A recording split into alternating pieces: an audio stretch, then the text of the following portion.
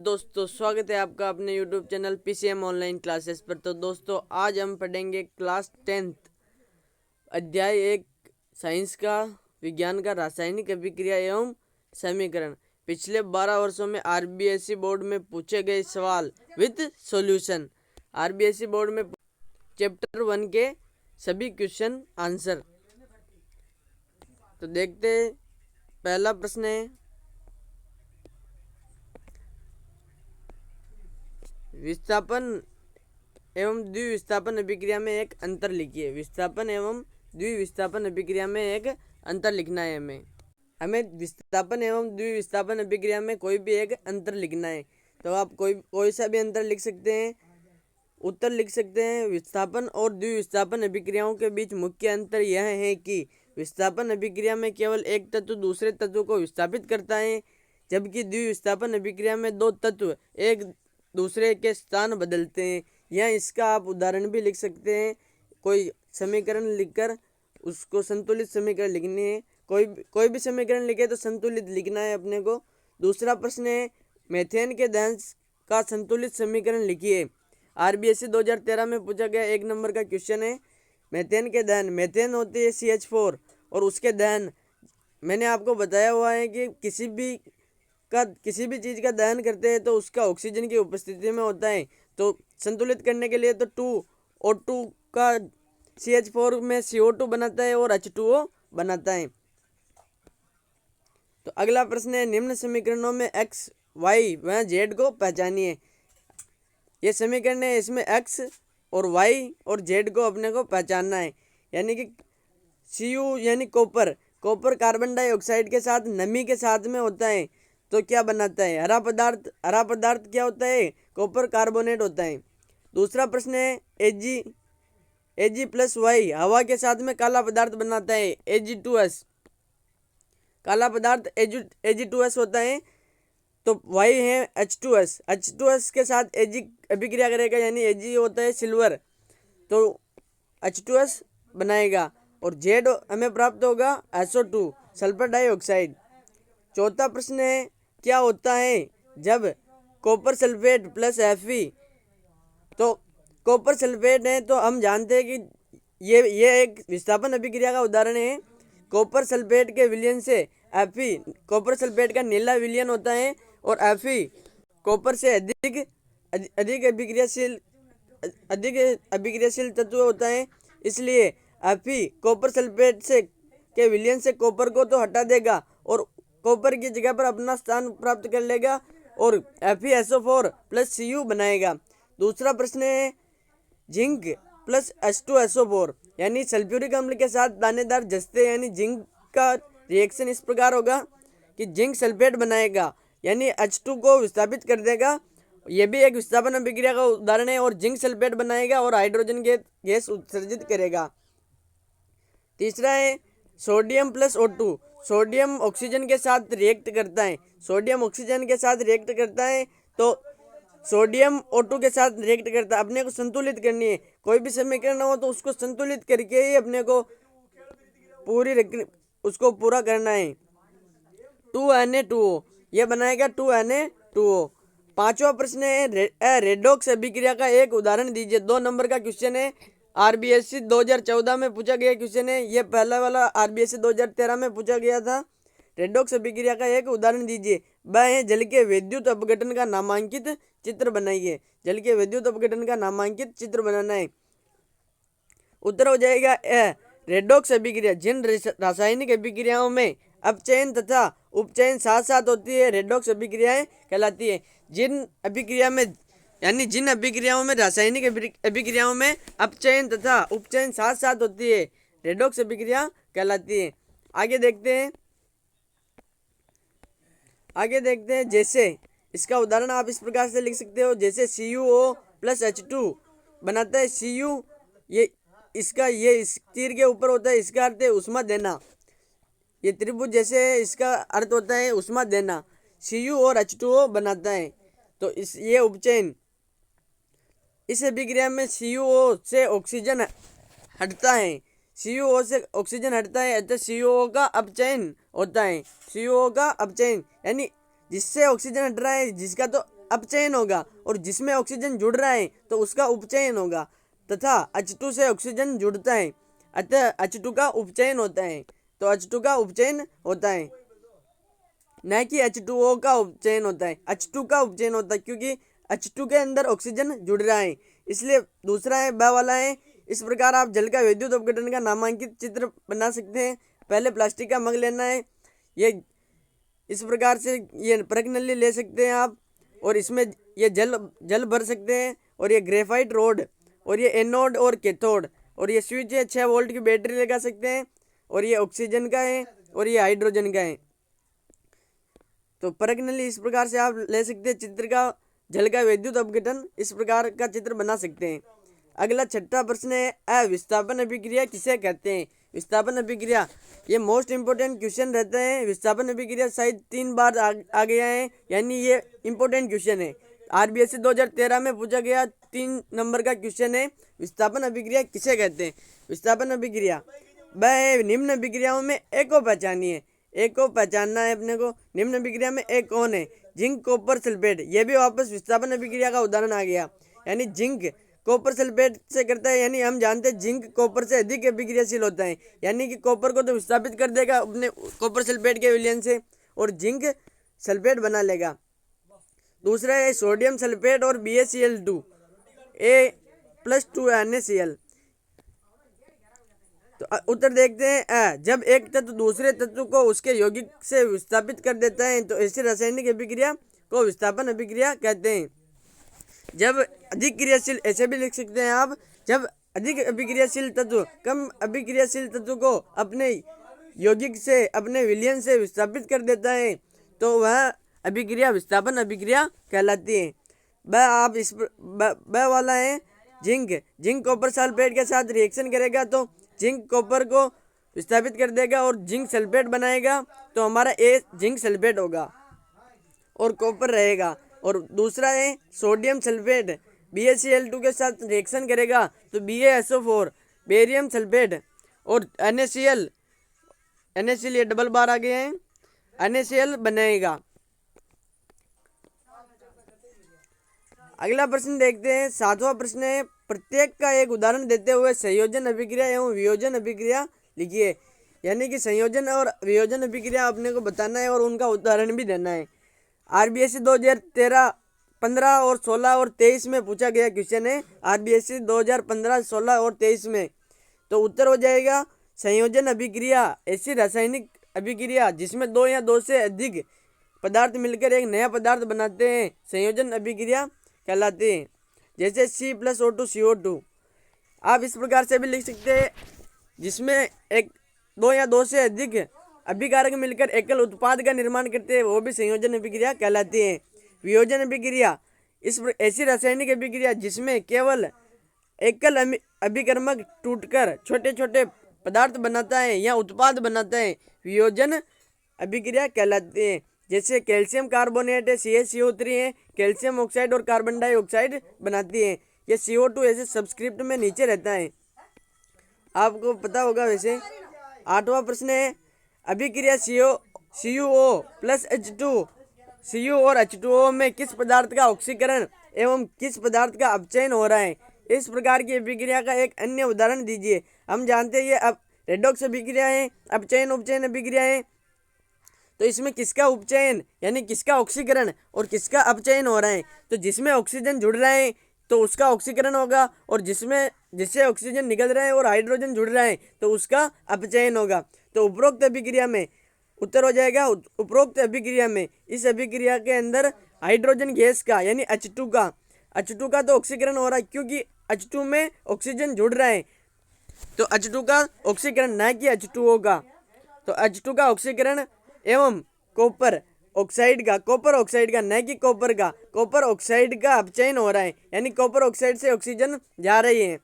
तो इस प्रकार की अभिक्रिया का एक अन्य उदाहरण निम्नलिखित है। अलग उदाहरण ये है, zinc oxide plus carbon monoxide बनाती है। इसमें जिंक ऑक्साइड का हो रहा है अपचयन, और कार्बन का हो रहा है उपचयन। कार्बन का हो रहा है ऑक्सीकरण, उपचयन को या ऑक्सीकरण को बात एक ही है।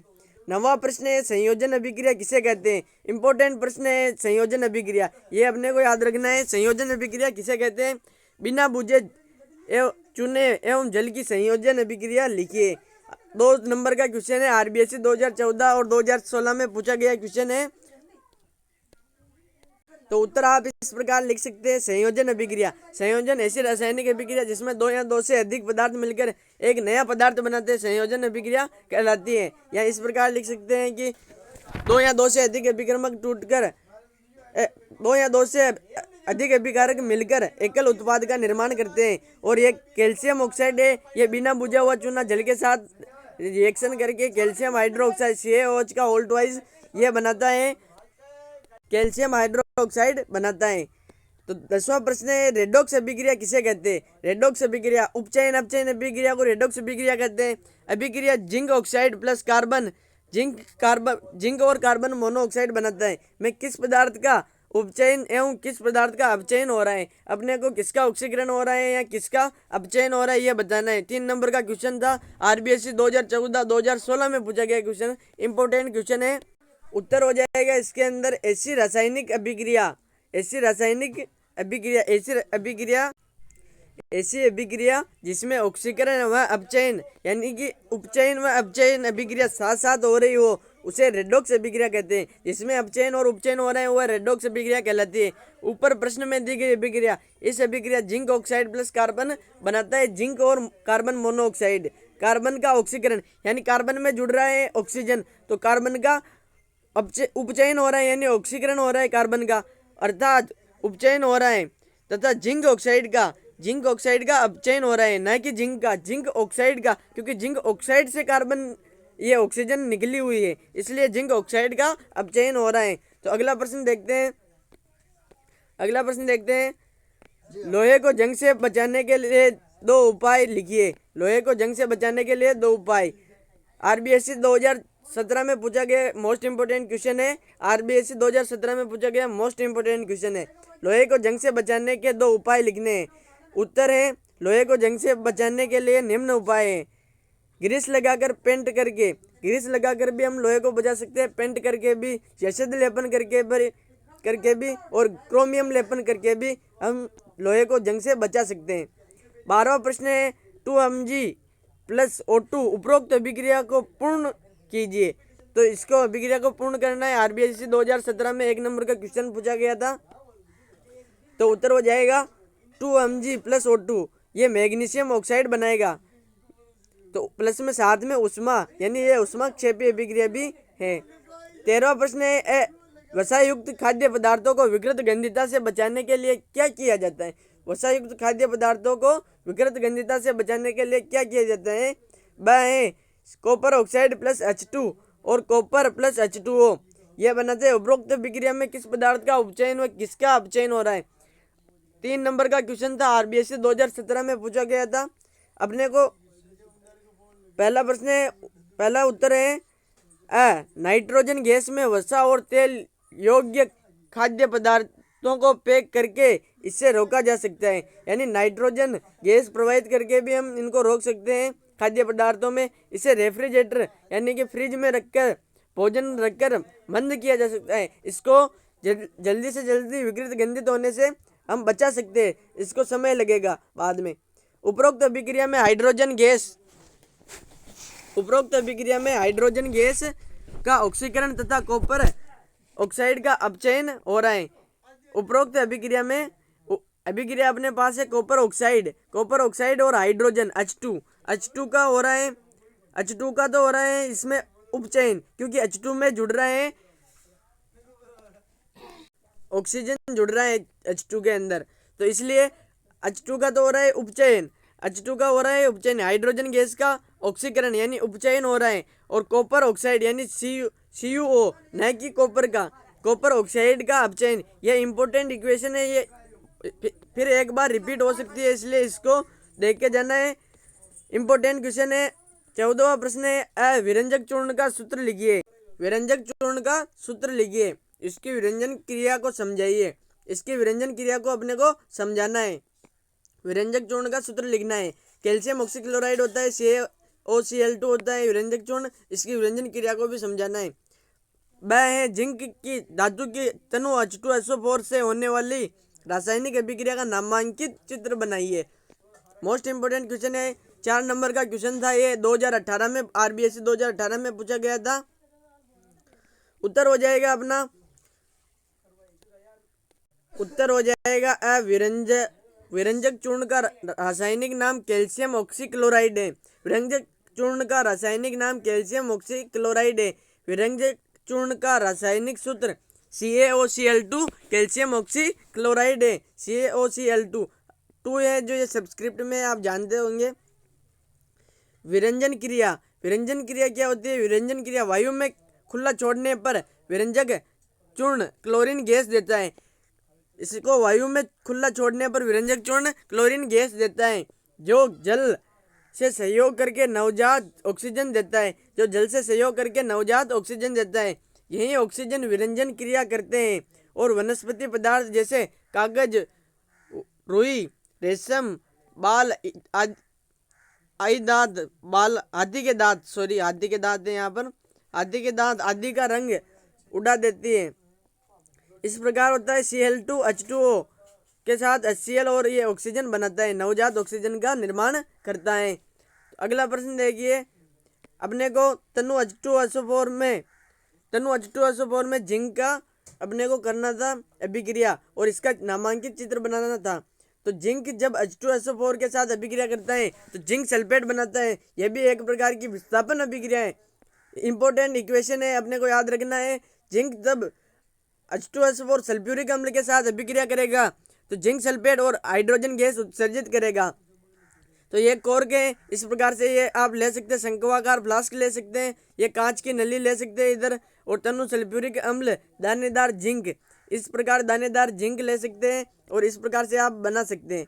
15वां प्रश्न है, कौन से दांत भोजन को चीरने फाड़ने का कार्य करते हैं? कौन से दांत भोजन को चीरने फाड़ने का कार्य करते हैं? पहला 1 नंबर का क्वेश्चन है, RBSC 2019 में पूछा गया है। कौन से दांत? रदनक दांत भोजन को चीरने फाड़ने का कार्य करते हैं। रदनक, जो रदनक होते हैं वो दांत जो भोजन को चीरने फाड़ने का कार्य करते हैं। 16वां क्वेश्चन है, निम्नलिखित रासायनिक समीकरणों में C+O2 CO2 बनाता है। समीकरण 1 है 2H2O, विद्युत धारा देने पर 2H2 + O2 बनाता है, ये दूसरी समीकरण है। पहला ए वाला है रासायनिक समीकरण 1, यानी ये वाली ऊपर वाली समीकरण एक समीकरण में और दूसरी समीकरण को पहचान कर उसका प्रकार लिखना है अपने को। ये किस प्रकार की अभिक्रिया है? तो ये इस प्रकार की अभिक्रिया है। पहली अभिक्रिया है C+O2 CO2, यानी कि एक या दो से अधिक अभिकर्मक, यानी 2 अभिकर्मक है, एकल उत्पाद का निर्माण कर रहे हैं, यानी कि यह संयोजन अभिक्रिया है। तो इसका पहले का हो जाएगा संयोजन। और ये 2H2O और ये बन रहा है 2H2 + O2, यानी कि एक अभिकर्मक मिलकर अलग अलग उत्पाद बना रहे हैं, एक से अधिक उत्पाद बना रहे हैं, 2 या 2 से अधिक उत्पाद बनाते हैं, तो वह वियोजन अभिक्रिया। क्योंकि ये विद्युत धारा से है तो ये विद्युत अपघट्य वियोजन हो जाएगा। वियोजन कितने प्रकार के होते हैं? एक होता है उष्मीय, 3 प्रकार के होते हैं, उष्मीय वियोजन, प्रकाशीय वियोजन और विद्युत अपघट्य वियोजन। तो यह विद्युत अपघट्य वियोजन है। तो वह वाला है समीकरण 1 तथा 2 में कोई एक अंतर लिखिए, होगा वो अंतर भी वो भी लिख सकते हैं और भी अलग लिख सकते हैं कि संयोजन, ये एक प्रकार की संयोजन अभिक्रिया है, यह एक प्रकार की वियोजन अभिक्रिया है। 17वां क्वेश्चन है, निम्न मैग्नीशियम रिबन का वायु में दहन कर वॉच गिलास में इकट्ठे होने वाले उत्पाद के नाम सहित नामांकित चित्र बनाइए। RBSC 2022 में पूछा गया मोस्ट इंपोर्टेंट क्वेश्चन है, 2 नंबर का क्वेश्चन है। ये मैग्नीशियम रिबन को वायु में, ये मैग्नीशियम रिबन है, इसको वायु में बर्नर के साथ में, ये चिमटा इससे पकड़ा हुआ है, मैग्नीशियम रिबन है, इसको बर्नर है, ये वॉच गिलास है और इसमें मैग्नीशियम ऑक्साइड प्राप्त होता है। इसमें कहा कि उसका नाम भी बताना है, तो मैग्नीशियम ऑक्साइड है। इस प्रकार समीकरण होती है। इसका दहन करने के लिए मैंने आपको पहले भी बताया कि ऑक्सीजन के साथ में दहन होता है, किसी भी चीज़ का करना है तो मैग्नीशियम का होगा, तो मैग्नीशियम ऑक्साइड प्लस ऊष्मा बनाएगा।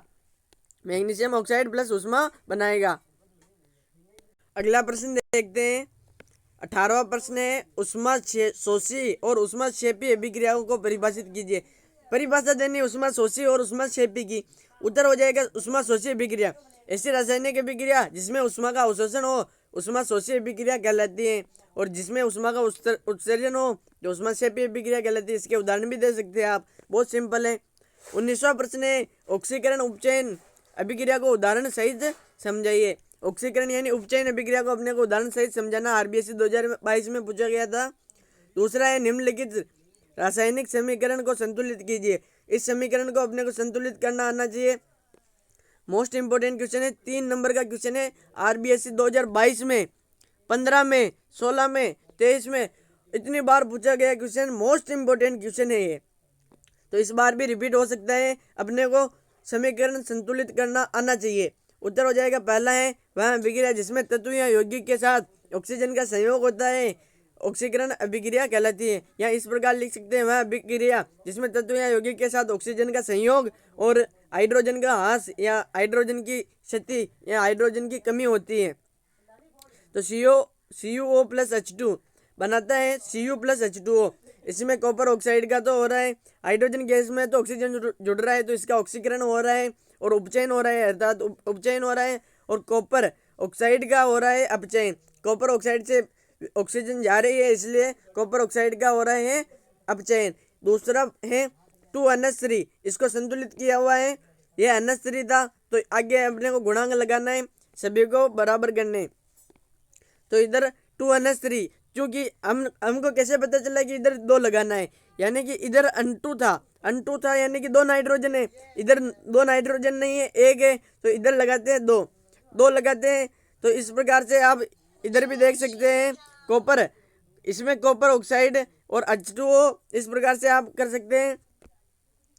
20वां प्रश्न है, अपचयन अभिक्रिया को उदाहरण सहित समझाइए। अपचयन अभिक्रिया को उदाहरण सहित समझाना है। दूसरा है, निम्नलिखित रासायनिक समीकरण को संतुलित कीजिए। इस समीकरण को संतुलित करना है, sodium hydroxide H2SO4 sodium sulphate बनाता है और H2O, और ये 2022 में पूछा गया क्वेश्चन है आरबीएससी। इसमें 2 नंबर का ये है और 1 नंबर का ये है। उत्तर हो जाएगा पहला है, अपचयन ऐसी प्रक्रिया जिसमें ऑक्सीजन अलग होती है, यानी ऑक्सीजन का किसी तत्व या यौगिक के साथ ऑक्सीजन का तो ह्रास होता है या ऑक्सीजन की कमी होती है और हाइड्रोजन जुड़ता है या हाइड्रोजन संयोग हो जाता है, तो अपचयन अभिक्रिया कहलाती है। उदाहरण हो जाएगा, zinc oxide plus carbon monoxide बनाता है जिंक प्लस कार्बन डाइऑक्साइड, और Cl2 प्लस H2 2HCl बनाते हैं। और अगला प्रश्न है, 2NaOH plus H2SO4 sodium sulphate बनाता है 2H2O, तो इसको संतुलित करना था। इसको हमें कैसे पता चला, सोडियम सल्फेट यानी Na2 है, यहाँ पर Na एक ही है, तो इधर का 2 गुणांक लगा दिया, तो यहाँ पर हाइड्रोजन अधिक हो गया, तो इसलिए इधर 2 ज़्यादा हो गया हाइड्रोजन, तो इसलिए 2 हाइड्रोजन का गुणांक 2 H2O का गुणांक 2 लगा दिया, हाइड्रोजन और ऑक्सीजन ज़्यादा हो गया था इसलिए। 21वां प्रश्न है, CuO प्लस H2 तापन देने पर Cu प्लस H2O उपरोक्त अभिक्रिया में अपचयित होने वाले अभिकारक का नाम लिखिए। इसमें अपचयित होने वाले अभिकारक का नाम लिखना है। यह अभिक्रिया है अपचयित, इसमें उपचयित तो हो रहा है H2 और अपचयित, इसमें कहा कि अपचयित होने वाले पदार्थ का, तो अपचयित कौन हो रहा है, कॉपर ऑक्साइड, न कि कॉपर ऑक्साइड। तो आप इस प्रकार लिख सकते हैं, copper oxide CuO copper oxide CuO लिख सकते हैं आप, CuO कॉपर ऑक्साइड। तो इसमें अपचयित होने वाले पदार्थ का आरबीएससी 2023 में पूछा गया क्वेश्चन था, मोस्ट इंपोर्टेंट क्वेश्चन था। 22वां प्रश्न है, निम्नलिखित में से प्रत्येक को एक उदाहरण देकर समझाइए। प्रत्येक को एक उदाहरण देकर समझाना है। पहला है संयोजन अभिक्रिया, ये वापस रिपीट हो गया क्वेश्चन। वियोजन अभिक्रिया, ये वापस रिपीट हो गया। पहला क्वेश्चन भी हमारे पास था, आरबीएससी 2015 में पूछा गया है, 16 में, 23 में। इतना मोस्ट इंपोर्टेंट क्वेश्चन है, अपने को इसको याद करके जाना, ये वापस रिपीट हो सकता है, इसके चांस हैं। उत्तर है विस्थापन और द्विविस्थापन अभिक्रियाओं के बीच मुख्य अंतर है। नहीं, ये संयोजन अभिक्रिया में आप देख सकते हैं संयोजन अभिक्रिया है। सॉरी दोस्तों, ये विस्थापन और द्विविस्थापन है, संयोजन अभिक्रिया इस प्रकार की। आपको मैंने पहले इसमें क्वेश्चन आया था संयोजन अभिक्रिया, जिसमें एकल अभिकर्मक, एकल नहीं सॉरी एक या एक से अधिक अभिकारक जुड़कर एकल उत्पाद का निर्माण करते हैं तो संयोजन अभिक्रिया कहलाती है। और वियोजन अभिक्रिया एकल उत्पाद अलग अलग नहीं एकल एक या एक अभिकर्मक होता है जो एक या एक से अधिक उत्पादों में टूटता है तो वह वियोजन अभिक्रिया कहलाती है। तो 23वां प्रश्न है FeH2O, FeH2 plus H2O, Fe3O4 और H2 उपरोक्त अभिक्रिया के संतुलित समीकरण में Fe का गुणांक होगा। बहुत सिंपल है, Fe3 है, इधर Fe3 है तो अपने को पता है कि इधर भी क्या आ जाएगा, 3 ही तो आएगा, 3 ही तो आ जाएगा, तो Fe का गुणांक 3 होगा, तो तीसरा आंसर सही हो जाएगा 3। RBSC 2024 में पूछा गया था क्वेश्चन, ये बहुत सिंपल क्वेश्चन था। 24वां प्रश्न है लेड नाइट्रेट के ऊष्मीय वियोजन से प्राप्त नाइट्रोजन गैस युक्त गैस का खालिस्तान नाम खालिस्तान है। इसका लेड नाइट्रेट का PbNO3 का इसमें ऊष्मीय वियोजन होता है तो उसमें नाइट्रोजन डाइऑक्साइड प्राप्त होती है, NO2 प्राप्त होती है। RBSC 2024 में पूछा गया था, पिछले साल क्वेश्चन पूछा गया था। 25वां प्रश्न है कोयले के दहन से प्राप्त गैस का समीकरण। बहुत सिंपल है, कोयला कार्बन के दहन, मैंने कहा था कि कार्बन के दहन से, कार्बन किसी भी चीज का दहन हो ऑक्सीजन में जलता है तो C+O2 CO2 बनेगा तो कार्बन डाइऑक्साइड बनेगा, तो ये हो जाएगा कार्बन डाइऑक्साइड CO2। ये 4 नंबर के क्वेश्चन थे, ये भी देखते हैं। कॉपर ऑक्साइड हाइड्रोजन के साथ क्रिया करता है और कॉपर प्लस जल बनाता है, उपरोक्त शब्द समीकरण के लिए संतुलित रासायनिक समीकरण। बहुत सिंपल क्वेश्चन है।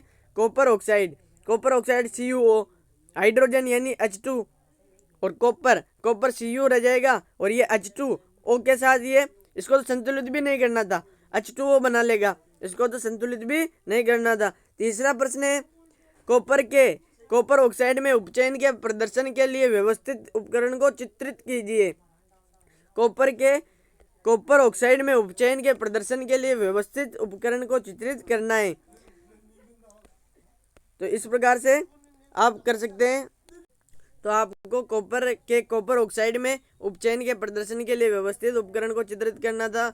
ये CuO प्लस H2, ये CuO अपचयित हो रहा है और ये उपचयित हो रहा है H2, तो आप इस प्रकार से कर सकते हैं, इस प्रकार से भी कर सकते हैं। 26वां प्रश्न है अपचयन को परिभाषित कीजिए। अपचयन को पहले उपचयन आया था, अब अपचयन। दूसरा है आयरन यानी Fe, आयरन होता है Fe, और कॉपर सल्फेट यानी CuSO4, आयरन सल्फेट यानी FeSO4, कॉपर यह बनाता है उपरोक्त सब समीकरण के लिए संतुलित रासायनिक समीकरण। बहुत इजी क्वेश्चन था, इतना इजी क्वेश्चन है।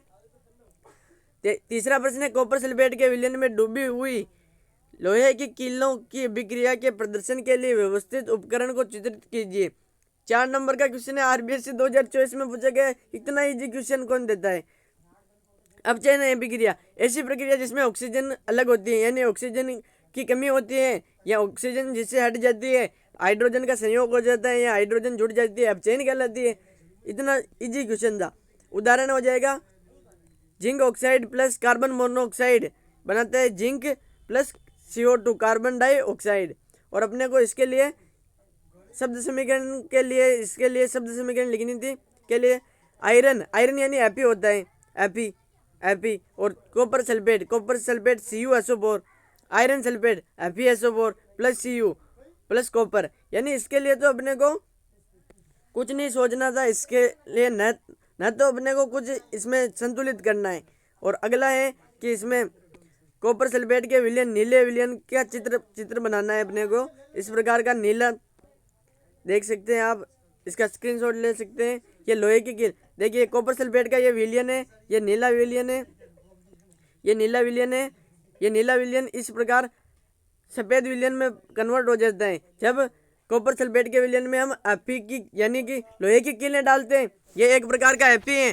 तो यह इससे क्रिया करके FeCuSO4 से क्रिया करके फेरस सल्फेट बनाता है भूरे रंग का, और ये कॉपर सल्फेट नीले रंग का होता है। लोहे की कीलें होती हैं, क्योंकि हम जानते हैं कॉपर से अधिक फेरस अधिक अभिक्रियाशील तत्व होता है, इसलिए यह इसको विस्थापित कर देगा और कॉपर को साइड में कर देगा। तो दोस्तों यह थे आरबीएससी बोर्ड द्वारा 12 वर्षों में पूछे गए, पिछले 12 वर्षों के गत वर्ष से पूछे गए 12 वर्षों से इम्पोर्टेंट क्वेश्चन भी थे। ये वापस 90% चांस होता है इनका कि वो के वही रिपीट होते हैं। अभी आपको पता होगा, आपने देखा होगा, तो 90% क्वेश्चन वो के वही थे, वापस रिपीट हुए। यानी कि ये क्लास आपके लिए बहुत महत्वपूर्ण होने वाली है। इसको क्लास को जरूर देखें, अपने दोस्तों के साथ शेयर जरूर करें। आपको कैसी लगी कमेंट में ज़रूर बताएं। यदि आपको पसंद आई हो तो इसे लाइक कीजिए, हमारे चैनल को सब्सक्राइब कीजिए, अपने दोस्तों के साथ शेयर कीजिए। यदि आपको किसी सवाल में डाउट है तो आप हमें कमेंट में ज़रूर बता सकते हैं, मैं उसका रिप्लाई ज़रूर दूंगा। तब तक के लिए धन्यवाद। जय हिंद, जय भारत, जय माता की।